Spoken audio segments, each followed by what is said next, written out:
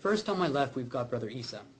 Brother Isa accepted Islam approximately 3 years ago. And was it at the Muslimin Center that you actually did your Shahada? It was. It was right here in this upstairs. Excellent, excellent. So you've started to get to know the people, the brothers and sisters in the community. Let me ask you a question that I'm sure you get asked a lot. Why did you embrace Islam? I do get asked this question a lot, and I could say that the most convincing reason for me was Islam's logical nature. I had a lot of questions, and I found that Islam really, quenched the thirst that I had. I felt that everywhere I looked in the, observational world, that I could see everything had a perfect code of conduct. Everything had a sort of a set of rules that it followed.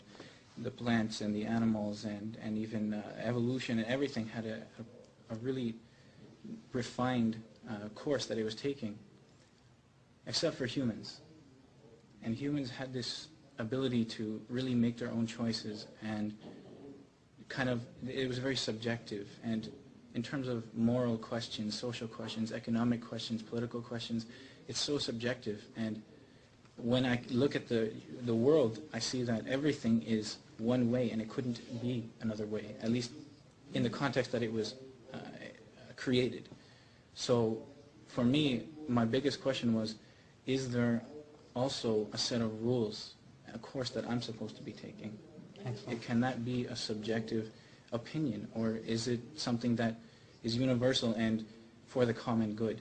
And when I started looking into Islam, I looked into a lot of religions. I grew up as a Christian, and I started finding a lot of similarities between Christianity and Islam in terms of their code of conduct, their moral code of conduct. And I looked at a lot of other religions, and I found that really the major point to our religion is to be a good person. I guess, at the end of the day, excellent. it's to become a good person. Excellent. And my question at that point was, okay, so how do I become a good person? If there's one person in the entire world that would know, it would have to be God. So I asked God, how is it that I can achieve, the pinnacle of my humanity? Excellent. And when I started looking into Islam, I found that even though there were things that maybe seemed a little contradictory to what I believed, or they gave me a little bit of a challenge because I had notions already that I conceived myself, I thought, okay, despite that, maybe I could be wrong, because everybody has a different opinion. Maybe I could be wrong. And when I looked at it closely and analyzed it, and I realized that we can take these arguments and let's take them in a very objective, rational way, devoid of emotion.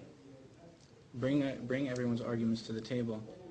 Islam, I can honestly say I'm completely convinced that it will not lose. Excellent. That's some very profound words. Now let me ask you a question in closing.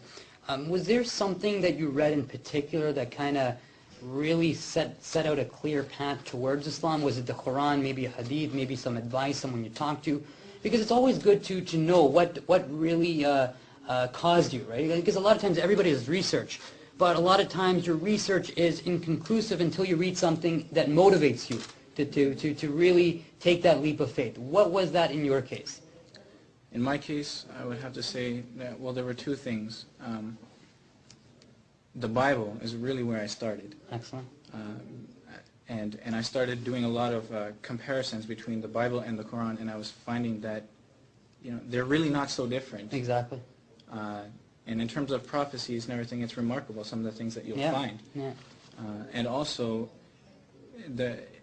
within the Quran, one of the most fascinating aspects of it to me was the scientific advancement of this book. Excellent. Written 1,400 years ago, and giving insight as towards things that we're just coming to know within the last 20 years. Excellent, excellent. You make some great points, and